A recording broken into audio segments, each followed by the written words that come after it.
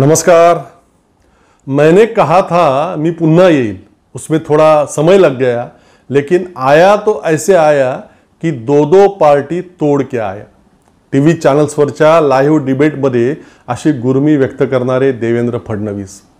मैंने कहा था मैं पुन्हा येईल, तो उसमें 2.5 साल लग गए, लेकिन 2.5 साल बाद आया तो ऐसा आया कि दोनों पार्टी तोड़कर आया। बिनधास्तपणे रस्त्यावरती उतरा आणि आपल्या राजकीय विरोधकांना ठोकून काढा। माझी तुम्हाला फुल परमिशन आहे, पूर्ण परवानगी आहे।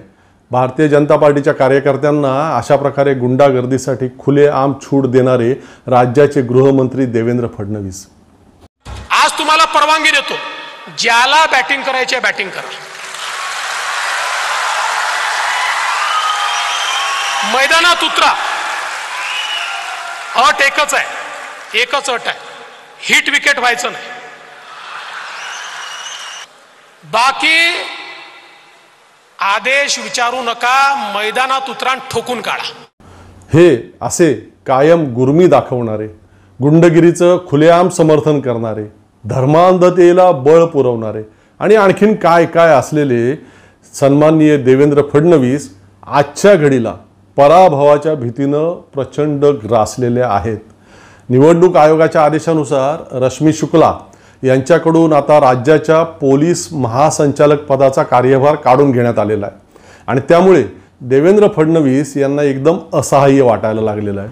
प्रचंड वादग्रस्त अशा या रश्मी शुक्ला फडणवीसांच्या सांगण्यावरून विरोधी पक्षाच्या नेत्यांचे बेकायदेशीर मार्गांनी फोन टॅपिंग करणाऱ्या या अधिकारी, विरोधी पक्षांच्या नेत्यांवरती बेकायदेशीर पद्धतीने पाळत ठेवण्याचं काम करणाऱ्या या अधिकारी, नियमांना सगळ्या बगल देऊन सेवानिवृत्तीमधून वाढ मिळवण्यामध्ये यशस्वी ठरलेल्या या अधिकारी, राष्ट्रीय स्वयंसेवक संघासोबत घनिष्ठ संबंध असल्याचं म्हटलं जाणाऱ्या या अधिकारी रश्मी शुक्ला खास महाराष्ट्राच्या या विधानसभा निवडणुकीसाठी फडणवीसांना त्याच राज्याच्या पोलीस महासंचालकपदी हव्या होत्या, पोलीस प्रमुखपदी हव्या होत्या।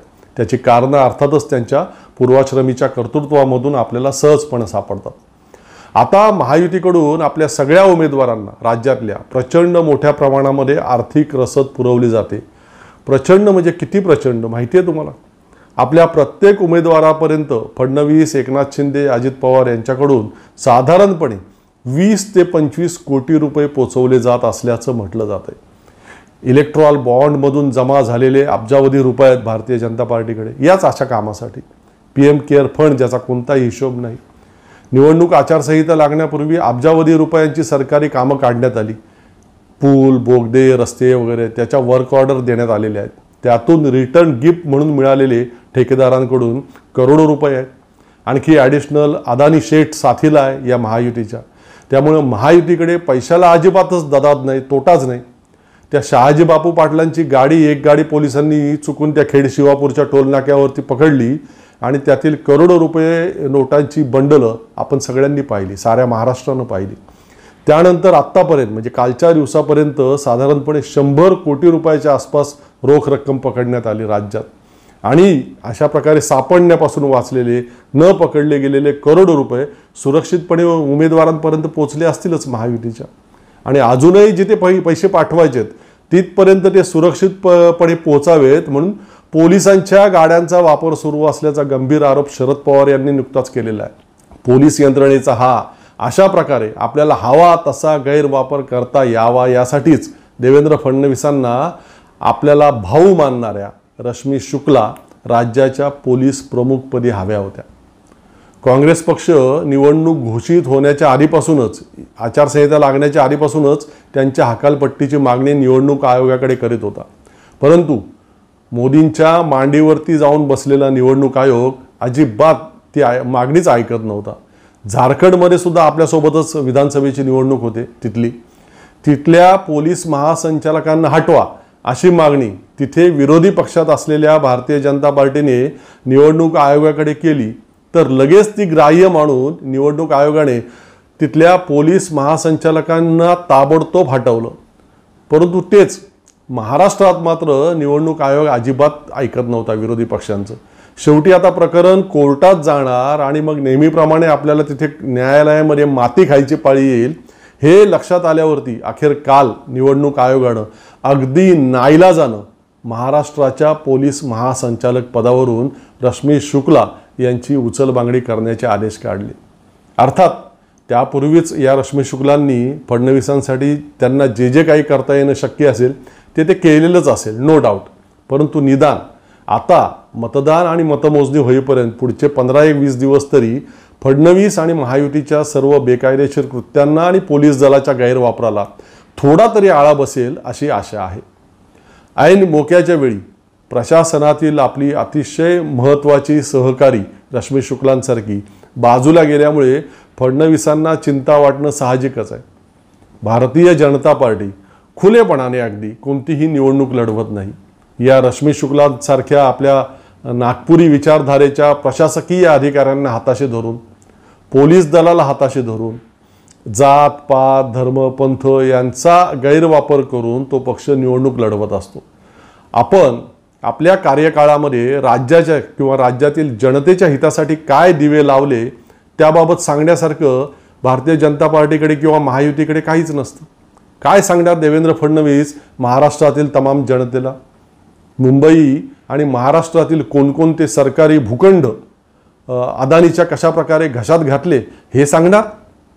वीज निर्मिती, वीज वितरण, वीज मीटर, कोळसा खरेदी या सगळ्यामध्ये अदानीला कसा लाभ पोचवला ते सांगणार?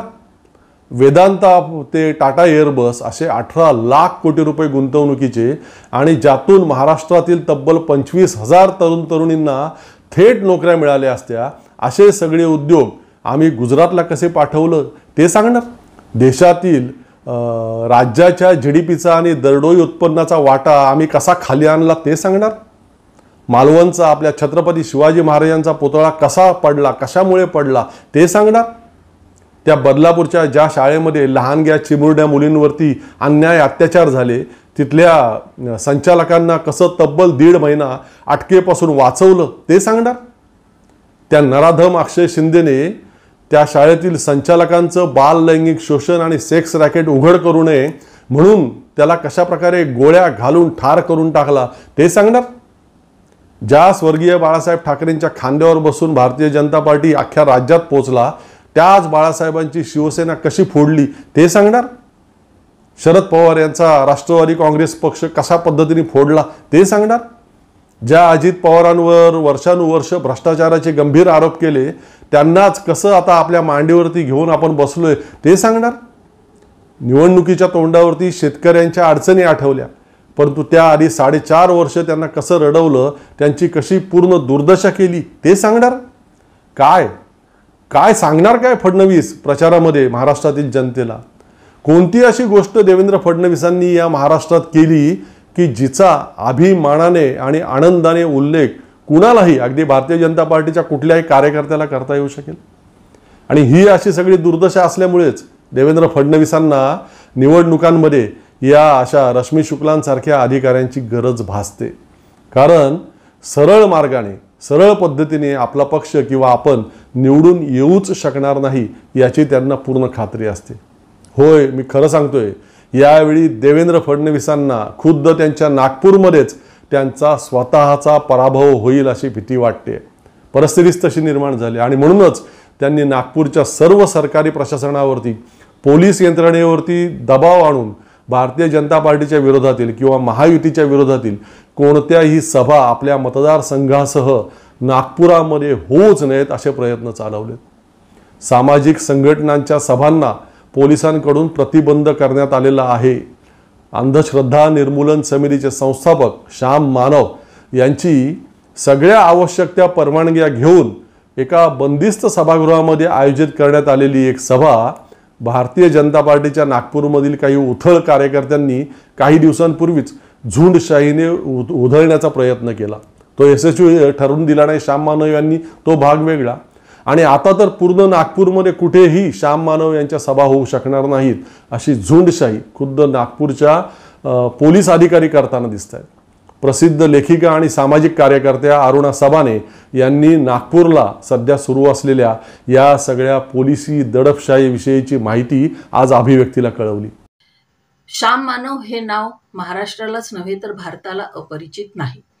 श्याम मानवांची आजपर्यंत हजारो भाषणं झालेली आहेत. मी स्वतः 45 वर्षांपासून त्यांची भाषणं ऐकते आहे. या श्याम मानवांचं भाषण नागपूरमध्येही अनेकदा झालेलं आहे यापूर्वी. पण आत्ता या 15 दिवसांपूर्वी नागपूरमध्ये त्यांच्या काही सभा लागल्या होत्या आणि त्या सभांना इलेक्शनचा काळ असल्यामुळे परवानगी घ्यावी, उजागरीनं परवानगी घेऊन व्याख्यानं द्यावीत या कल्पनेनं आम्ही त्यांच्या व्याख्यानासाठी अनुमती मागितली. पण पोलीस यंत्रणेनं ही अनुमती नाकारली. का माहीत नाही. बरं, व्याख्यानांची परवानगी तर नाकारली, पण त्यानंतर एक साधी मीटिंग घ्यायची होती. ती मीटिंगला सुद्धा त्या परवानगी नाकारली. ज्यांनी ही परवानगी मागितली होती त्यांनाही पत्र देण्यात आलं आणि ज्या हॉलनी परवानगी दिली होती त्या हॉलच्या व्यवस्थापकाला सुद्धा एक नोटीस देण्यात आली की यानंतर श्याम मानवांच्या भाषणाला किंवा मीटिंगला तुमची जागा उपलब्ध करून द्यायची नाही. ही संविधानाची पायमल्ली नाही का? अभिव्यक्ती स्वातंत्र्याची गळचेपी नाही का? बरं, इतकंच नाही, श्याम मानवांना तर हे घाबरतात. पण नुकतीच 3 दिवसापूर्वी एक घडलेली घटना आम्ही संविधानाचा जागर करतो आहे आणि आमच्या सोबत एक 22 वर्षाची आमची कार्यकर्ता मैत्रीण आहे. नुकतीच या सगळ्या आमच्या सोशल ॲक्टिव्हिस्टमध्ये ती सहभागी झालेली आहे. हम भारत के लोग या अभियानाअंतर्गत आम्ही हे काम करतो. आमच्या हातामध्ये पुस्तिका होत्या, फुले शाहू आंबेडकरी विचारांच्या पुस्तिका आम्ही लोकांपर्यंत पोहोचवतो, लोकांना जागृत करण्याचं काम करतो. ही मुलगी फक्त उभी होती. या मुलीजवळ पोलीस आले, त्यांनी चौकशी केली, तिला नाव विचारलं आणि 168 कलम कायद्याअंतर्गत एक नोटीस तिच्या हातामध्ये थोपवली. म्हणजे त्यांच्या हातात नोटिसा तयारच असतात की काय? श्याम मानवांना तर घाबरले, पण एका या छोट्याशा 22 वर्षाच्या मुलीलाही आता हे सरकार घाबरतं आहे आणि आमच्या स्वातंत्र्याची पायमल्ली करत आहे, आमच्या अभिव्यक्ती स्वातंत्र्याची पायमल्ली करत आहे आणि म्हणूनच आम्ही म्हणतो संविधान धोक्यात आलेलं आहे. या निमित्तानं मला नागपूरच्या पोलिसांना काही प्रश्न विचारायचे आहेत विनम्रपणे. श्याम मानव यांच्यासारख्या ज्येष्ठ सामाजिक नेत्याच्या सभांना परवानगी नाकारण्याचे उद्योग तुम्ही का करताय भावांनो? आपल्या देशात निदान अजून तरी लोकशाही आहे ना, अभिव्यक्ती स्वातंत्र्य आहे ना, आणि नागपूर अजून तरी भारतातच आहे ना की एक वेगळा प्रदेश झालाय तो? का भारतीय जनता पार्टीच्या विरोधकांच्या आणि सामाजिक कार्यकर्त्यांच्या स्वातंत्र्याची, अभिव्यक्ती स्वातंत्र्याची तुम्ही अशा पद्धतीने गळचेपी करताय पोलिसांनो? संविधानाच्या प्रती आणि फुले शाहू आंबेडकरांच्या विचारांची पुस्तकं वाटणाऱ्या मुलींना तुम्ही कायदेशीर कारवाईच्या नोटिसा बजावता. मग त्या मुलींनी काही मनुस्मृतीच्या आणि गोळवळकरांच्या बंच ऑफ थॉटच्या प्रती वाटायला हव्यात का आता नागपूरच्या रस्त्यांवर? मग खुश होणार आहात का तुम्ही पोलिसांनो? काय चाललंय हे? केवळ नागपूरच्याच नव्हे तर पूर्ण राज्यातील पोलिसांनी हे लक्षात घ्यायला हवंय की तुम्ही भारतीय जनता पार्टीचे किंवा देवेंद्र फडणवीसांचे खाजगी गुलाम नाहीत. महायुतीचे तुम्ही खाजगी गुलाम नाहीत. फडणवीस काही आजन्म या राज्याचे गृहमंत्री राहणार नाहीत. आज आहेत, उद्या नसतीलही ते. त्यामुळे कायद्याला धरून नसलेले बेकायदेशीर पद्धतीचे त्यांचे आदेश पाळताना थोडं तरी काही भान असू द्या प्लीज. तुम्ही लोकशाहीचे आणि लोकांच्या अभिव्यक्ती स्वातंत्र्याचे संरक्षक असायला हवेत. ते तुमचं कर्तव्य आहे पोलिसांनो, याची जाणीव असू द्या ना प्लीज. विरोधकांच्या सभा होऊ द्यात, सामाजिक संघटनांच्या सभा होऊ द्यात, त्यांना बोलू द्यात, सगळ्यांना आपापले विचार मांडू द्यात आणि मग लोकांना योग्य तो निर्णय घेऊ द्या ना. मला देवेंद्र फडणवीसांनाही आवाहन करायचे, अशा प्रकारे पोलीस दलाचा गैरवापर करून तुमच्या विरोधातील आवाज दाबण्याचे हे उद्योग तुम्ही अजून किती काळ सुरू ठेवणार आहात? खुलेपणाने आणि उघड उघड लढा की.